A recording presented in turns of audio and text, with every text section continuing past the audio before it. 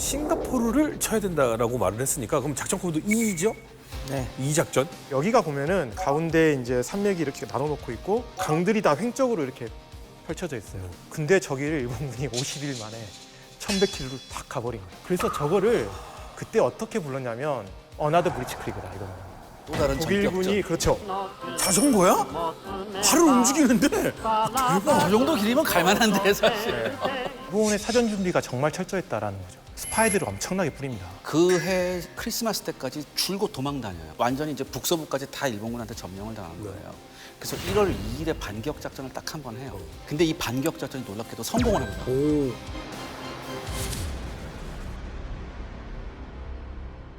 일본군 보병 연대 하나가 거의 뭐 괴멸적 타격을 입어요. 네. 이때 일본군이 진짜 보기 드물게 전차 부대를 투입을 합니다. 오. 전차 부대를 투입하는데 일단 영국군이 고문홍원이 있는데 뒤에다가 방어진지를 설치했단 말이에요. 고문홍원이 고무나무가 빽빽하니까 인류는 전차 같은 거 못 올 거야. 그리고선 앞에 대전차 장애물을 설치했어요. 근데 문제는 뭐냐면 이 영국군이 장교만 영국 사람이에요. 나머지는 전부 다 인도 사람들. 근데 무슨 생각이냐 일본군 전차부대 지휘관들이 저 좁은 고문홍원 오솔길로 갈 수 있다. 어떻게 갈 수 있습니까? 우리 전차는 작단 말이에요. 이 사이사이로 이렇게. 간다죠. 그래서 일단 전초부대를 보내요. 보병 전초부대를 보내서 한번 위력 정찰을 했는데 이 위력 정찰부대가 인도군한테 깨져요. 그래서 고전을 하고 있던 그때 이 전차들이 고문홍원을 통과해서 도착을 합니다. 그래서 전차포를 날리면서 격렬한 전투를 벌여요. 그래서 코앞까지 왔는데 대전차 장애물이 있는 거예요. 근데 이게 일본군 전차가 가볍긴 해도 기동성이 그렇게 좋지는 못하거든요. 그래서 이 장애물에 걸려서 좀 지지부진하고 있는데 이때 다시 한번 일본군의 공병부대가 도착합니다. 그래서 이 공병부대가 빗발치는 총탄을 뚫고 들어가서 15분 만에 대전차 장애물을 다 치워버려요. 능력이 있어. 예, 능력이 있었어요. 그러고 나서 전차부대가 인도군 진지를 유린해버립니다. 이때부터 인도군은 총을 내던지고 뛰어요. 그 어느 정도였냐면 막 뛰는데 옆을 보니까 일본군 전차가 지나가고 있어요.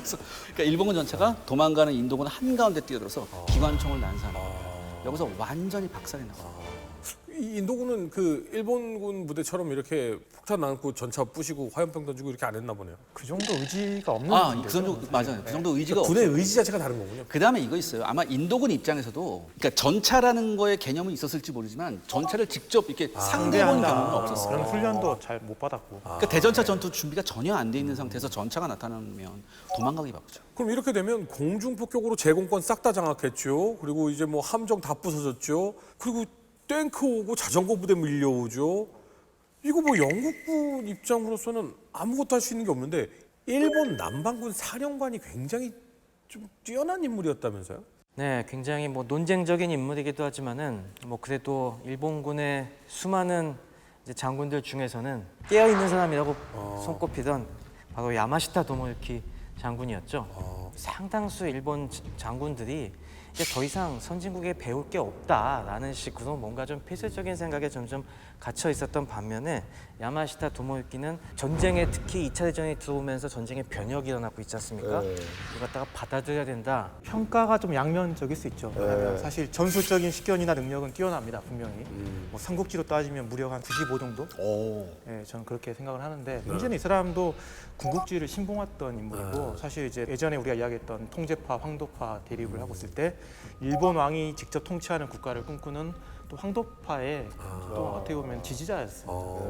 네, 그리고 나중에 이제 이 사람이 이제 교수형도 당하기도 하는데 이제 일어났던 여러 가지 포로 학살 사건들, 그다음에 특히 이제 싱가포르 함락한 다음에 화교들이 많이 학살을 당하거든요. 근데 그런 데에서 또 책임을 또 지고 사용을 하게 되는데 혹시 그러면 이 야마시타가 영연방을 상대로 이제 전투를 할 때 좀 보여준 뛰어난 뭐 일들이 있었나요? 네, 이 야마시타 도모유키가 아까 얘기한 것처럼 이제 제25군을 갖다가 지휘하면서 그런 뭐 자전거 부대와 기갑 부대와 이런 일본에게선 생소한 이런 부대들을 적극적으로 이용한 거, 그거 다 이제 유럽에서 그만큼 열심히 배운 증거죠. 이 야마시타 도모유키에 대해서 사실 저는 조금 더 알아볼 필요가 있다고 생각하는데 배경이 좀 특이합니다. 일단 이 양반은 성장 배경으로 보면은 일본 육군의 전형적인 엘리트 코스를 밟아온 사람이에요.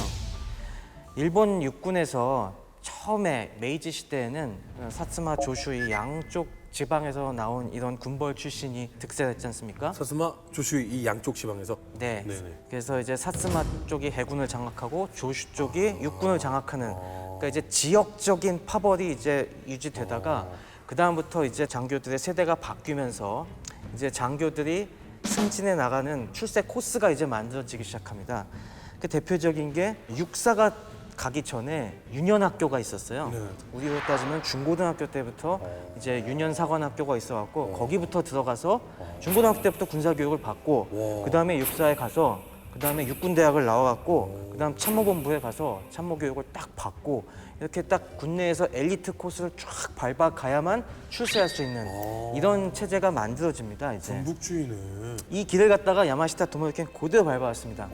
그런데 그러다가 이제 이 사람의 경력이 삐끗한 게 그 2.16 사건이었죠.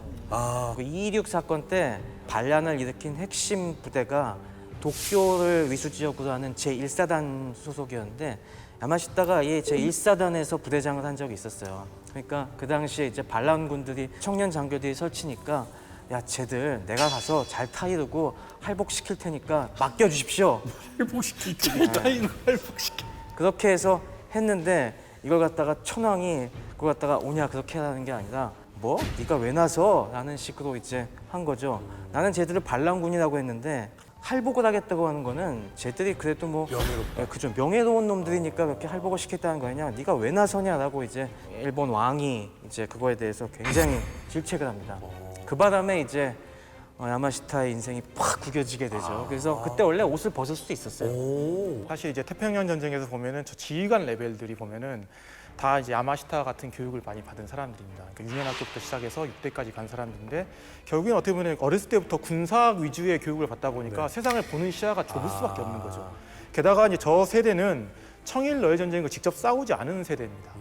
그러니까 전쟁의 참혹함을 정말 제대로 모르는 세대이기도 하죠. 그래서 사실 전쟁을 되게 쉽게 생각하고 군이 뭔가 주도해서 할 수 있다라는 그런 믿음을 가진 또 세대이기도 하고 결국 이들이 일본을 더 전쟁으로 이끌어갔다는 걸 고려한다면 사실 이렇게 단편적으로 평가한다는 것 자체가 대단히 어려울 수도 있습니다. 그러니까 일본이 지금 청일 전쟁 이후에 계속 승승장구했잖아요. 근데 그러면서 이걸 배우게 되잖아요. 그럼 이긴 역사를 자꾸 배우게 돼요. 근데 실제로 이게 자기들이 이걸 하는 과정에서 무리했을 때 여러 가지 나타났던 문제점들에 대한 교훈을 자꾸 얻고 하는 부분들의 교육들이 필요한데 정말 그게 제대로 됐는지는 모르겠어요. 그게 역사를 배우는 이유인 건데. 네. 우리 일본군이 진 적이 있습니까? 이렇게 얘기를 한다는 거잖아요. 그리고 그 역사를 배우고 우리는 이길 수 있어라고 군 주도의 그 어떤 잘못된 망상을 가지고 있는.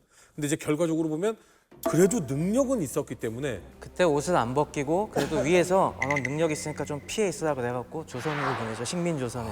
그래서 용산에 잠시 여단장으로 와 있었습니다. 용산에 있었군요. 네, 그러다가 이제 한 좀 잠잠해진 다음에 다시 육군항공대 쪽을 책임지는 총감으로 이제 전쟁사를 가르치는 입장에서 야마시타에 대해서는 높은 평가를 할 수밖에 없는 게 사실 이제 권투하다 보면은 계속 잽을 칠 때 몰아치는 게 중요하잖아요. 네. 계속 치다가 상대방이 정신 차릴 틈을 안 줘야 되는데 그걸 정말 잘한 거예요. 그러니까 속도전을 하고 최대한 이제 템포를 유지하기 위해서는 기습도 중요하고 공격의 타이밍이 끊기면 안 되는데 이 사람은 딱 끊기려고 하면은 뭔가 방법을 계속 찾는 거죠. 그런 어떤 작전적인 차원에서 대단히 좀 창의적이었다. 게다가 특히 이제 여기서는 주로 정글전이 이루어지다 보니까 정글전 하면은 사실 볼 수 있는 시선 자체가 그렇죠. 길지가 않잖아요. 그러면은 결국 소부대 역할이 되게 중요합니다. 뭐 중대장이든 뭐 소대장이든. 근데 이 야마시타가 임무형 지휘를 되게 강조를 해요. 야 부대장에게. 너희가 뭐 상황하면 위에서 명령 기다리지 말고 즉각적으로 해결해라. 그런 거를 강조하면서 실제로 소부대 지휘관들이 되게 임무형 지휘를 많이 또 했던 게 이 싱가포르. 그런 부분에서 저희가 이 당시 영국군, 영연방군의 문제도 한번 깊이 파볼 만한 부분입니다. 그렇죠. 네. 사실 이제 일본군이 잘 싸운 측면도 있지만은 영연방군의 이 삽질도 만만치가 않았습니다. 당시 이제 이 싱가포르 지구의 이제 사령관으로 부임한 사람이 아서 퍼시벌 장군인데요. 이름이 조금 조심해야 되는 이름이네요. 그렇죠. 네. 퍼시벌 장군이 굉장히 이제 우리나라는 그 이름 때문에도 조롱을 많이 받는데 싱가포르에서 결국에 정말 치욕적인 패배를 당함으로써 역사의 진짜 졸장으로 이름을 남기지만은 사실 이 양반은 그렇게 무능한 사람이 아니었어요. 2차 대전 전에 이 영국 제국 총참모부의 총참모장이 존 딜 원수라는 분이 있었는데 이분이 아주 격찬을 했던 참모입니다. 야, 참모장교로서 이렇게 성실하고 일 꼼꼼하게 하는 친구가 없다. 그래서 이 존 딜 원수 밑에서 퍼시발은 굉장히 촉망받는 인재였습니다. 그리고 실제로 전쟁 이전에도 말라야 지역에 부임을 한번 했었어요. 그때는 부사령관으로 부임을 해서 전쟁 이전의 계획을 한번 쭉 세워보기까지 했었습니다. 그때도 이런 문제들을 다 지적을 했어요. 이게 지금 일본군이 충분히 육로로 쳐들어올 수 있고 이런 식으로 기습적으로 내려올 수가 있으니까 우리가 방어를 이렇게 해야 된다라는 걸 굉장히 잘 알고 있었기 때문에 또 부임을 시킨 거죠. 하지만 이 양반이 왔을 때는 영국이 워낙 유럽 전선에 이제 그리고 북아프리카 전선에 정신이 팔려 있었기 때문에 퍼시발이 능력을 발휘할 만한 지원을 전혀 못 해줍니다. 증원한 부대가 주로 이제 인도 식민지와 또 이제 호주, 뉴질랜드에서 이제 온 부대였거든요. 근데 이 지휘관들 사이의 갈등도 장난이 아니었습니다. 우리가 일본의 육군과 해군의 갈등만 얘기하지만 사실 이런 군종 간의 갈등은 어느 나라 군대나 다 있는 거거든요. 영국도 결코 못지 않습니다. 거기다 더 문제는 뭐냐면 영국은 공군까지 있잖아요. 그래서 6회 공군 사령관이 다 서로 이제 대립합니다. 거기에 이제 네. 어떤 난맥이 있었냐면은 영국도 굉장히 연공서열을 중시하는 나라다 보니까 퍼시발 밑에 인도군 군단 사령관은 퍼시발의 후배 기수였어요. 그러니까 퍼시발이 후배였습니다. 그러니까 인도군 군단장 그분은 굉장히 좀 티꺼웠겠죠. 아, 나보다 기수도 낮은 건 내가 제 지위를 받아야 돼. 라는 그게 있었고 또 이제 호주군 사단장도 좀 문제가 있었는데 호주는 이미 이 영국의 엄청난 관료주의와 이런 병폐에 한번 학을 뗀 경험이 있죠. 제1차 대전 때. 그 대표적인 전투가 유명한 갈리폴리 전투였지 않습니까?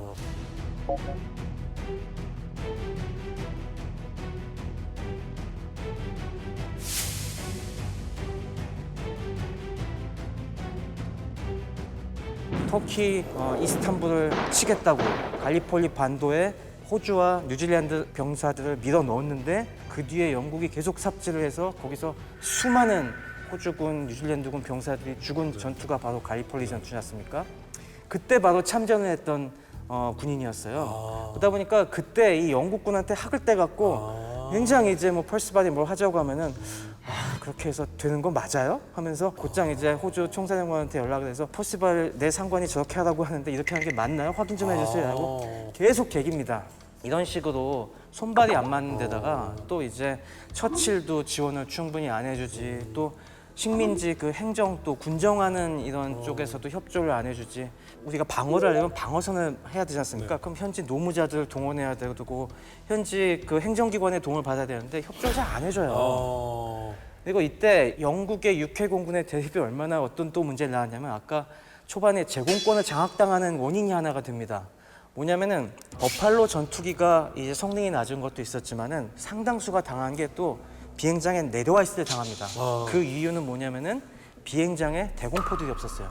왜? 대공포들은 육군 소속인데 안 도와줘? 서로가 육군 소속이라고 공군 쪽에 배치하는 걸 막 꺼려하고 그리고 공군은 비행장에 적이 있는데 또 육군한테 제때 와달라고 지원 요청도 안 합니다. 그래서 손발이 안 맞으니까 이제 비행기들이 위에서 열심히 싸우고 착륙했을 때 들이닥친 일본기들한테 망가지고 이런 문제들이 속출을 하죠. 이게 그러니까 종합 선물 세트네요. 그러니까 뭐 얘기했더니 밑에서 기수가 나보다 낮으면서 저희 후배님 말은 좀 똑바로 해주세요. 뭐 이러고 있고 누구는 야 영국군 저 영국 놈들 이러고 있고 공군하고 뭐 육군은 나 쟤한테 연락하느니 나 그냥 죽을래 이러고 있고 아니 이거 뭐 퍼시볼은 진짜로 이럴까 하시겠네 이때.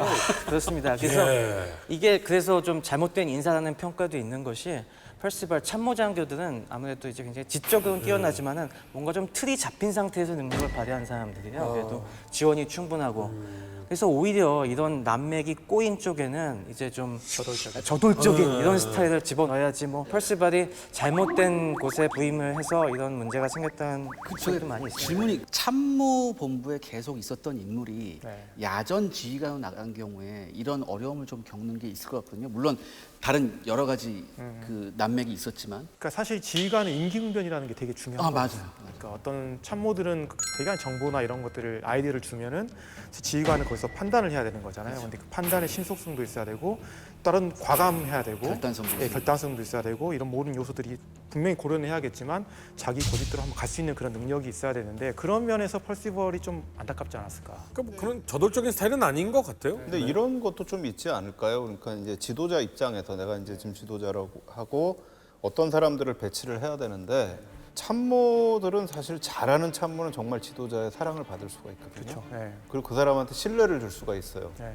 그럼 이제 지도자가 야전이 지금 급하게 했는데 저쪽에서 실패가 있어. 그럼 누구를 보낼까? 그럼 야 똑똑한 애 있어. 야, 얘 참부로 했을 때 정말 잘하더라. 가면 또 얘는 또 말도 잘 들어. 또 보내야지. 라고 하는 지도자의 판단 실수들이 분명히 게재가 됐을 가능성이 있겠네요. 네, 거기에는. 있죠. 네.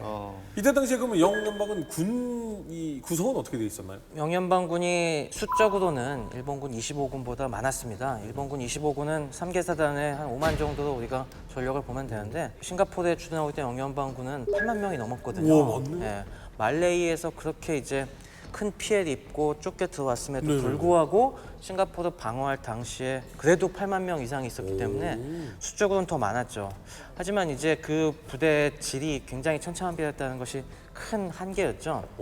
실제로 뭐 좀 신뢰할 만한 영국 정규군은 한 2만 정도에 불과했고 나머지는 식민지 인도군이 3만 명 정도 그리고 호주에서 급히 또 호주는 당시에 이제 부랴부랴 남방작전이 시작되니까 또 편성해서 온 부대들이어서 훈련 상태가 좀 떨어졌고 그런 부대가 15,000명 정도 섞여 있었으니까 아무래도 이게 질이 편차가 있다 보니 얘네들을 어떻게 잘 운영해야 되는지 굉장히 머리가 아픈 상황이었죠. 근데 저는 이게 이제 근원적인 이유가 뭘까를 좀 고민해봤는데 왜 영국이 일본이 올 거라는 걸 알면서도 심지어 이제 싸우는 과정 중에서도 이렇게 방금 말씀하신 그런 허접한 행동들을 계속 했을까라고 생각을 해보면 이미 근원에 일본군에 대한 무시나 경시가 깔려 있었다. 그러니까 일본이 뭐 잘 싸운 것 같은데 저 정도 싸우는 거는 그래 중국 뭐 대상으로 싸우니까 그 정도 싸우는 거지.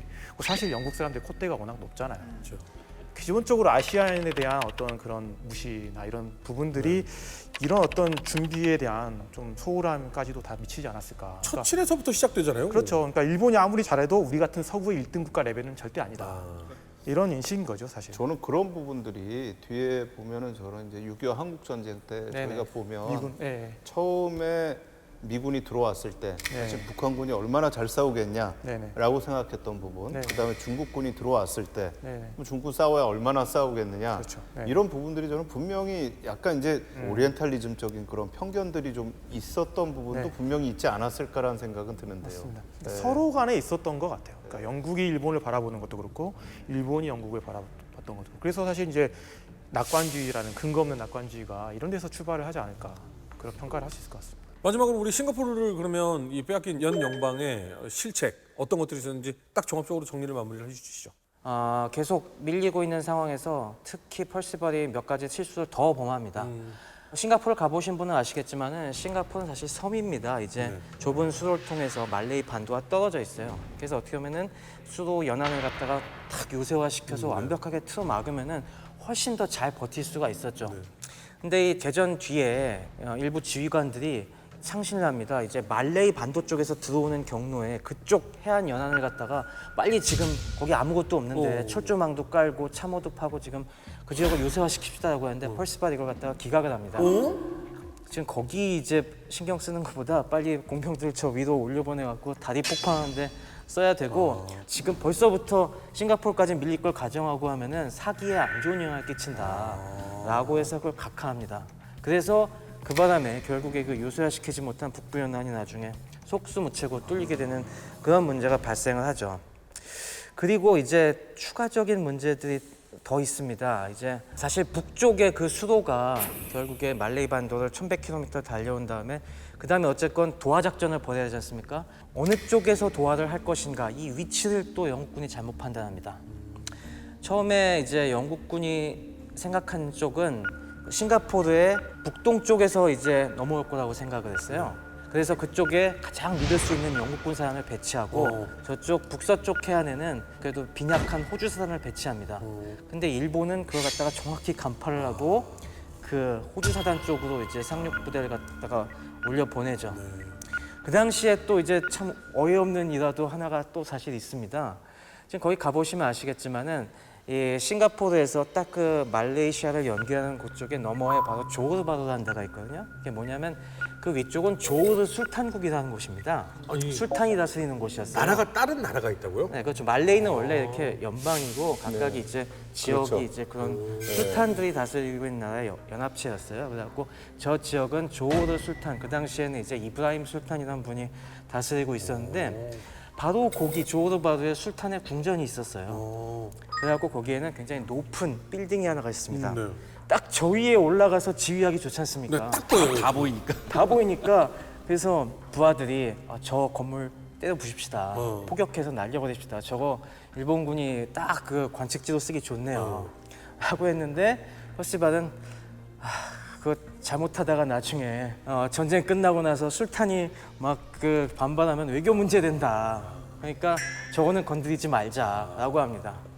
그런데 저길 정확히 야마시타 장군이 지휘소를 씁니다. 저 빌딩 위에 올라가서 상륙 부대를 갖다가 다 내려다보면서 작전 지휘를 합니다. 그때 참모들이 야마시타를 말렸다고 하는데 야마시타가 설마 못 쏠 거야 뭐 그런. 영국군 애들은 못 쏠 거다.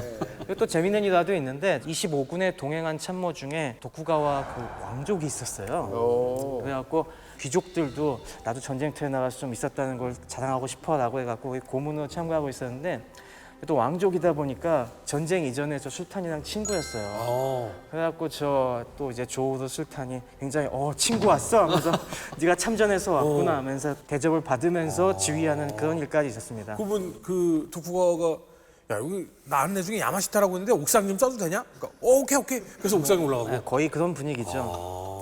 근데 참 안타까운 부분들이 여러 가지가 있었던 것이 초반에 우리가 딱 개전 이틀 만에 그 포스 제트 프린스 오브 웨일즈랑 리펄스가 격침당했지 않습니까?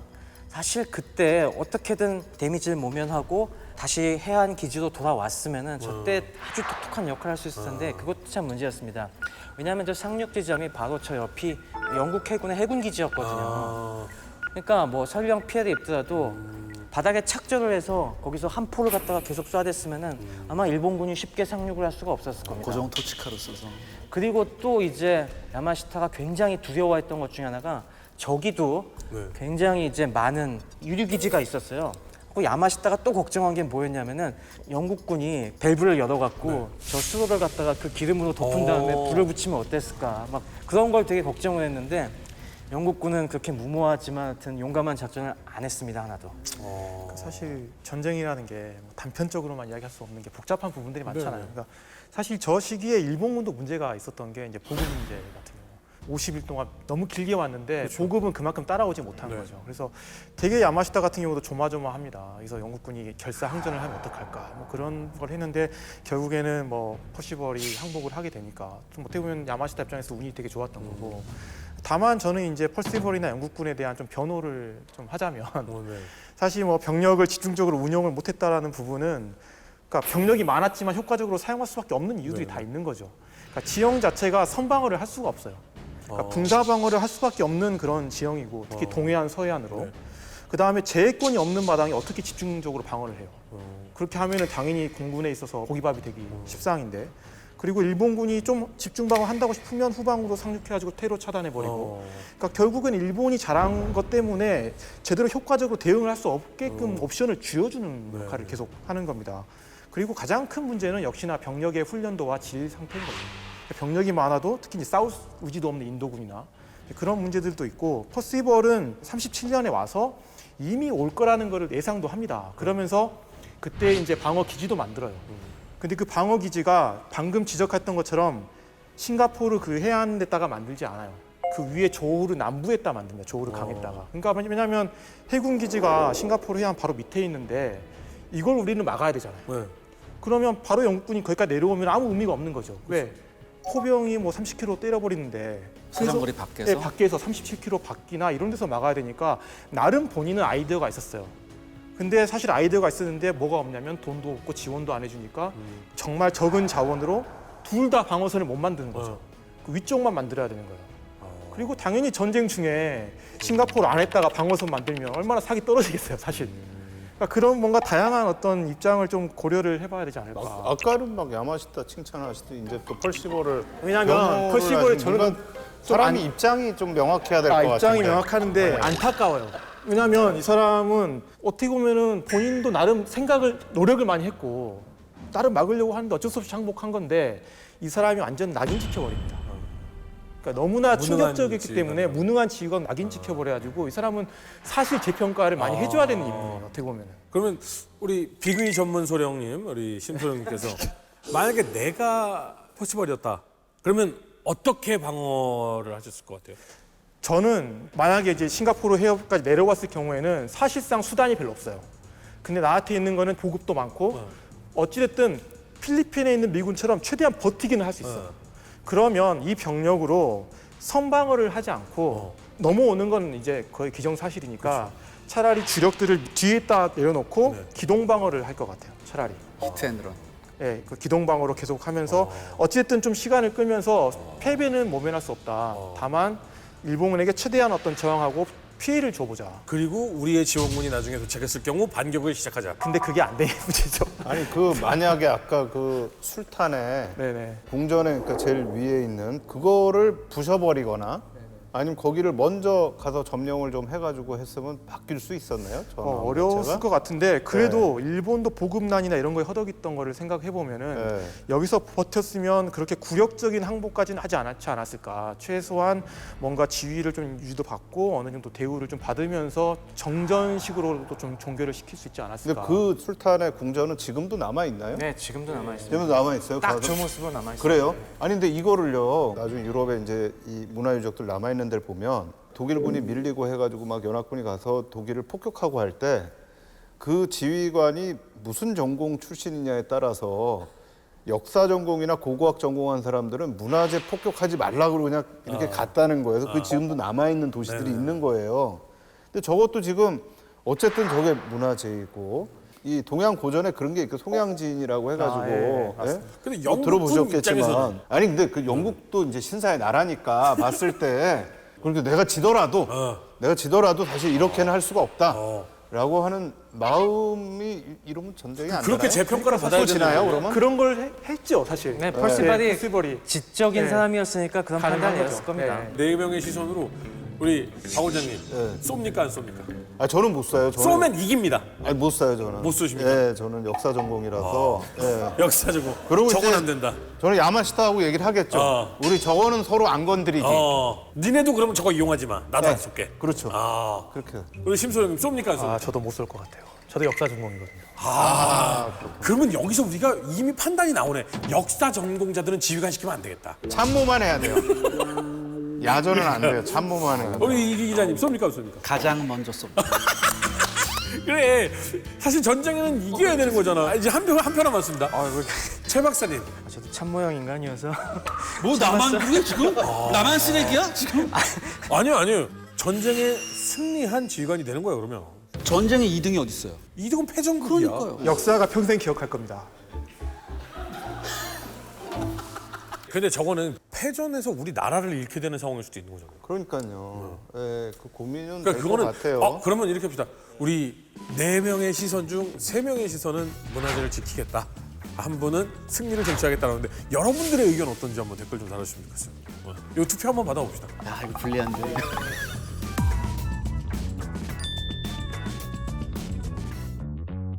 자, 그러면 퍼시벌이 일본군에게 항복한 거죠, 그러니까. 항복했죠. 그리고 뭐 나름 지위를 좀 받아내죠. 치안군도 한 2,000명 유지할 수 있게 해달라고 처음에 요청을 했고 어쨌든 나름 신사적으로 끝나게 됩니다. 영국은 뭐 신사적으로라고 얘기하지만 진짜 신난 거는 사실 일본군이잖아요. 당시에 뉴스가 있다고 합니다. 영상 한번 보시죠.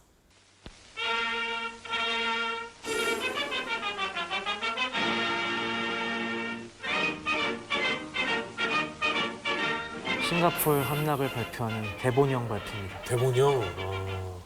그러니까 저 때 이제 우리나라 친일파들은 드디어 이제 일본 세상이 오는구나. 그래서 저 때부터 본격적으로 견제를 사실은, 예, 친일로 돌아서기 시작하죠. 저거 뭐예요? 다리가 있네? 저건 저기 일본 황궁 아닌가요? 예. 아, 황궁. 싱가포르 함락이 있은 뒤 이제 저렇게 함락 축하 대회가 열리고 히비야 공원에서 또 그 당시 전승 축하 기념회도 열리고 굉장히 행사가 많이 열렸어요. 그다음에 이제 복장을 이제 보여주면서 당시 어떤 일본군이 남방 작전을 어떻게 어떤 식으로 뭐 했는지 보여주는. 저는 이게 일본이 이제 진주만에서 미국하고 한번 했다는 의미가 있고 여기서 좀 영국을 깬 겁니다. 그렇죠. 네. 그러니까 영국은 어떻게 보면은 일본한테는 근대화 시대의 모델이 되는 그런 나라인데 거기까지 우리가 이겼어? 라는 이제 그쵸. 부분들이 저는 충분히 있었을 수 기술 있을 것 같아요. 이전하던 동맹국이 영국인데. 그렇죠. 예. 참 일본 환호성 뒤에 가려진 가슴 아픈 얘기 짚고 가야 되는데 잊어서는 안 되는 일입니다. 우리가 이걸 알아야지. 이걸 알아야 다시는 이런 일이 없죠. 싱가포르 전투 당시 우리 조선 청년들이 동원이 됐다라고 하는데요. 네, 일부 청년들은 이제 만주군이나 이런 쪽으로 해서 이제 갔다가 동원된 사람들도 있었고, 근데 사실 이제 이때 제일 문제가 된 거는 싱가포르 전투가 끝나고 나서 영국군, 말레이군, 인도군의 포로들이 이제 대거로 잡히게 됩니다. 엄청나게 많은 수가 잡히는데 포로 수용소에서 포로들 감시하기도 하고 이 사람들을 동원해가지고 이제 일본군이 여러 가지 진지도 구축을 하고 여러 가지 작업을 하는데 그때 동원됐던 이제 한국 사람들이 있습니다.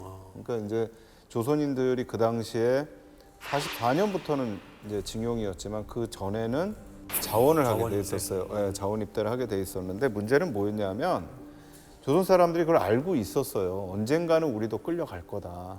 근데 좀 안전하게 가는 게 좋지 않겠느냐. 근데 그 당시에 신문에 아예 포로 수용소에 감시를 할 사람들을 모집하는 광고들이 나왔다는 거예요.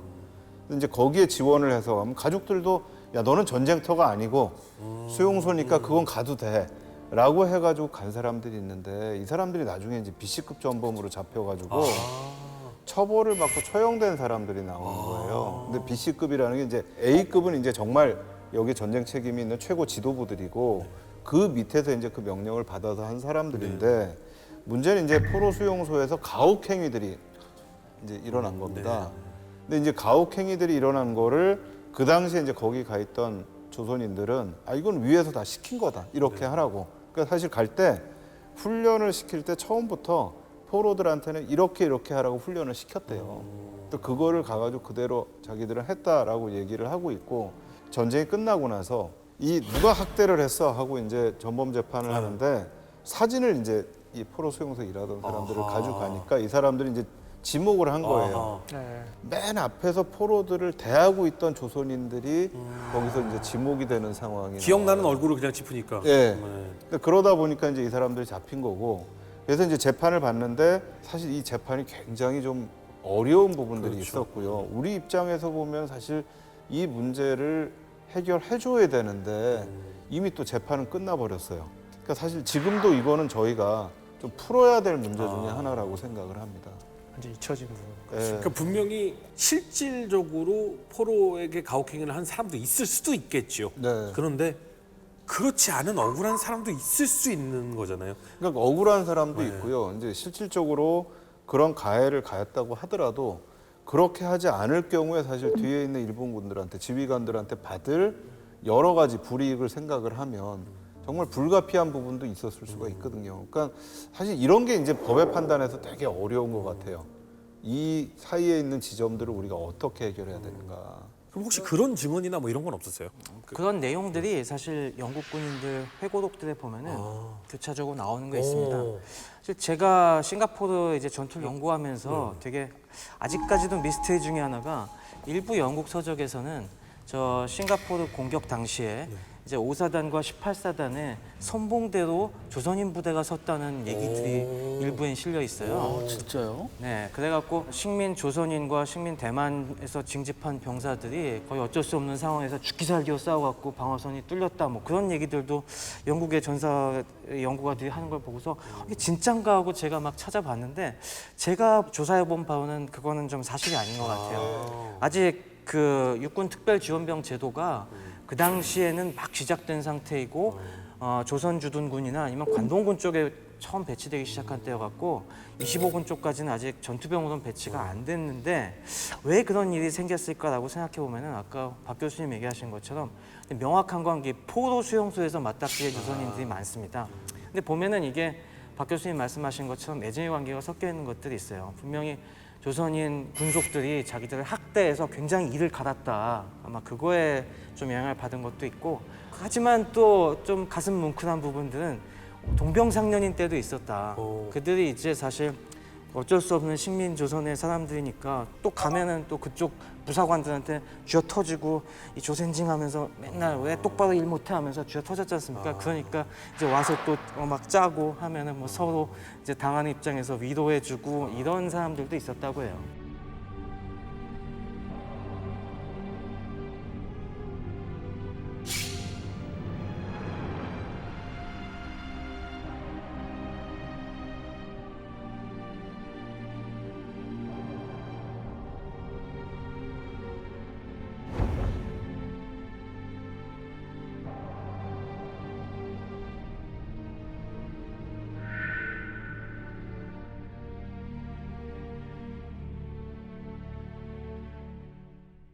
우리가 힘을 찾고 우리가 이제 우리의 국력이 세지면 세질수록 이런 것에 대한 자료를 찾고 주장을 펼칠 수 있는 네. 어떤 근거가 되지 않을까라는 생각이 드는데 정말 놀라운 사실은요. 우리가 이 작전 중 단 하나 2만 했다는 사실입니다. 작전 단 한 개를 지금 했습니다. 예, 요게 이제 영남방의 항복으로 이제 끝이 나면서 이게 깜짝 굉장히 놀랐어요. 큰 영향을 끼쳤다 이런 얘기를 해봤는데 M 작전 필리핀이죠? 네, 필리핀입니다.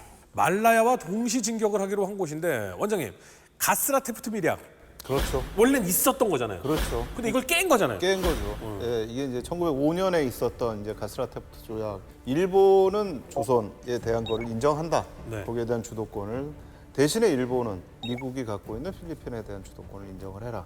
라고 해서 이제 서로가 자기 구역은 건드리지 않는다라고 했던 거를 완전히 깨버린 거거든요. 그 이 깼다는 거 사실은 기본적으로 이제 난 너희들하고는 전쟁할 거야.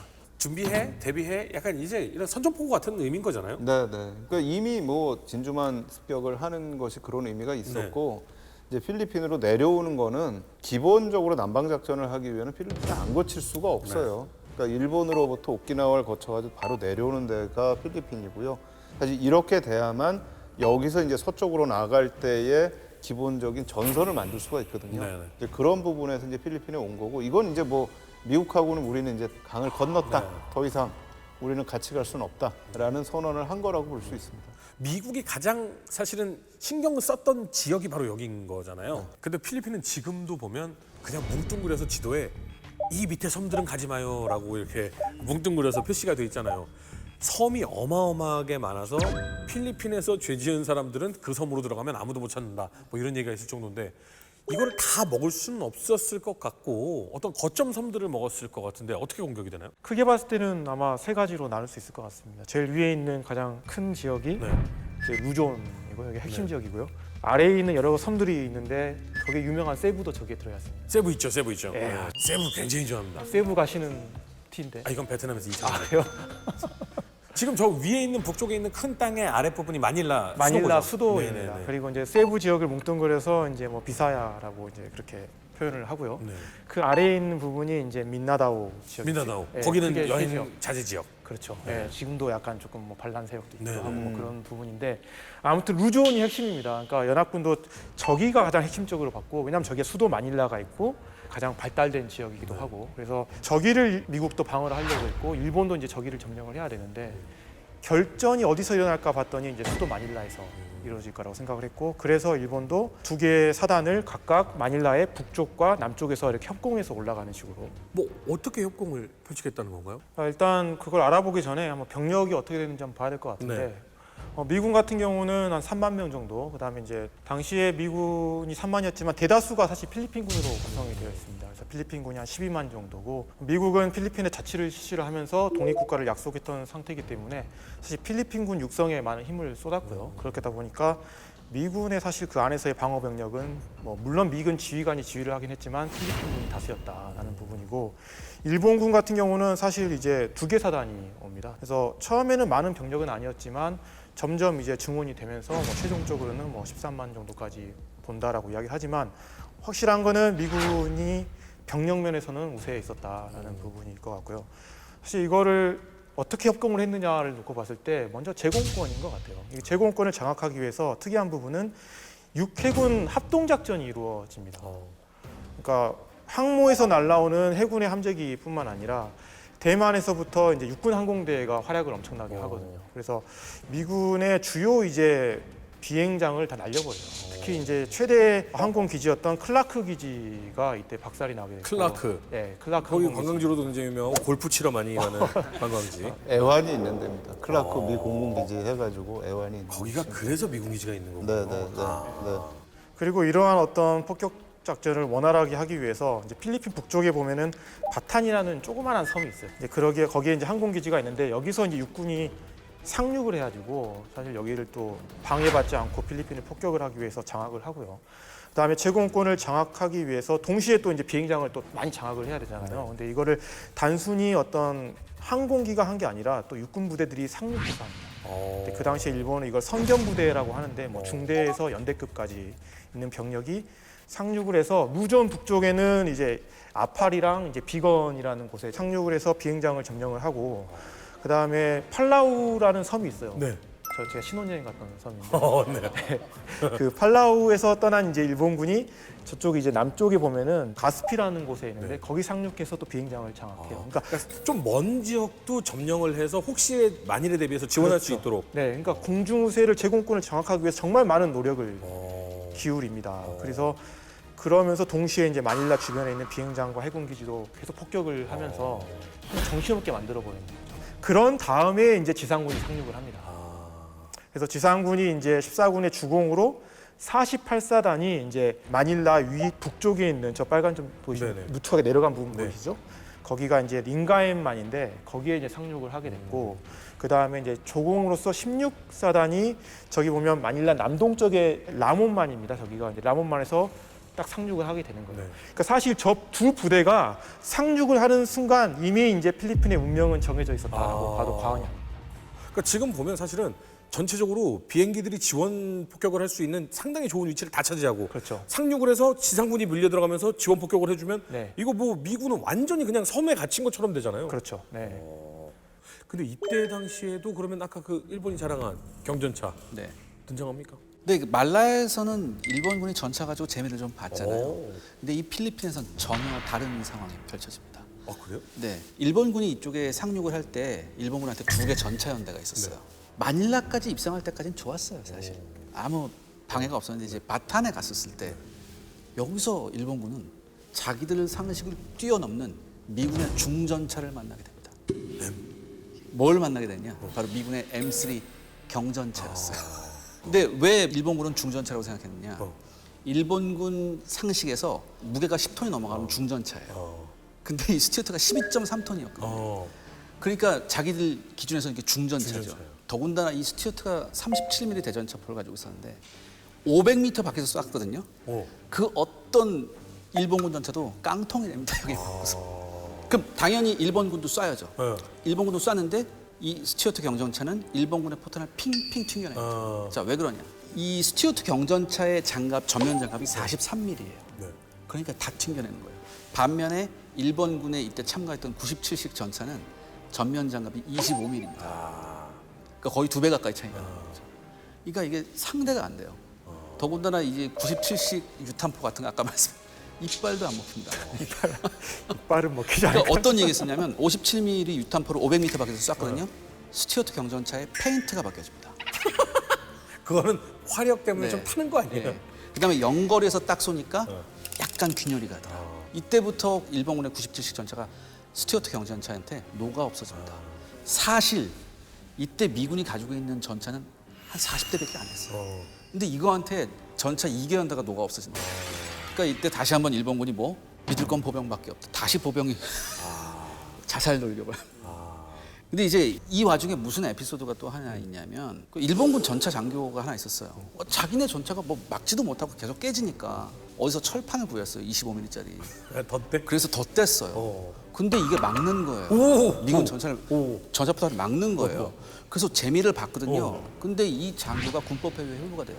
감히 신성한. 감히 왕께서 내린. 그렇죠. 맞아. 그 이유예요. 원장님, 지금 이 상황을 보면 물론 당연히 이제 뭐 이 본인들의 역사가 있고 뭐 상황이 있겠지만 적군의 전차가 공격을 하는 것을 막은 임시 방편으로라도 막은 네. 또 훌륭한 전술을 기록한 장교를 군법회의에 소집한다는 건 일본의 문화 자체가 전쟁에 지던 이기던 그것보다도 더 중요한 건 이 지휘 체계야, 매뉴얼이야. 이런 원래 이게 일본이 그래요. 글쎄요, 꼭 일본이 그렇다라고 얘기하기는 저는 사실 좀 약간 좀 저는 이것도 전쟁 상황 때문이 아니었나라는 생각이 좀 있거든요. 그러니까 어떻게 보면 전근대 시대의 일본은 중국이나 조선에 비해서는 훨씬 더 플렉서블했어요. 유연하게 예, 외부 거를 받아들이고 이걸 소화하는 능력이 있었는데 오히려 이제 이렇게 막 전쟁을 하고 일사불란하게 가야 된다라고 하면서부터 사회가 더 경직되기 시작했던 게 아닌가. 그러니까 진짜 저희가 군대 그러면 딱 명령, 그다음에 뭐 위에 복종 이런 부분들이 사회 전체적인 분위기가 돼버리고 군 내에서도 이제 이렇게 되면 사실 이제 군이 뭔가를 유연하게 할 수 있는 그런 가능성들은 사라지게 되는 거죠. 그래서 이 12월 22일에 상륙을 시작했잖아요. 4월 9일까지 고전을 합니다. 그래서 이때 급히 뭐가 오냐면 일본 본토에서 97식을 개량한 전차가 와요. 포를 57mm 유탄포가 아니라 47mm 대전차포를 탑재한 새로운 전차가 와서 겨우겨우 이제 난국을 수습을 하죠. 근데 지금 이제 미군이 사실 이때 당시에 이 지역을 지키는 방어사령관은 메가더였다면서요.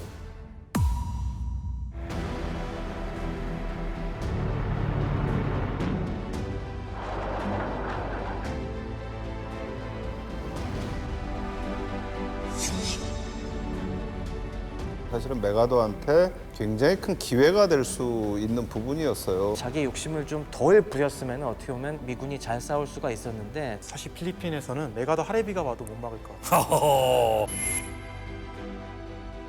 근데 이게 끔찍한 결과를 또 불러오는 나비 효과의 시작이었다면서요. 바탄의 죽음의 행진. 네. 이거 저는 도저히 이해할 수 없는 건데 포로가 몇 명이냐면 7만 5천이에요. 가다가 낙오되면 총검으로 찔러 죽입니다. 일본 육군과 해군이 합의해서 일단 여기까지는 가자라고 합의한 데까지 왔어요. 바로 이 타이밍에 일본한테 아주 묘한 일이 일어나요. 뭔 일이요? 그게 바로 도리토로 모습이에요.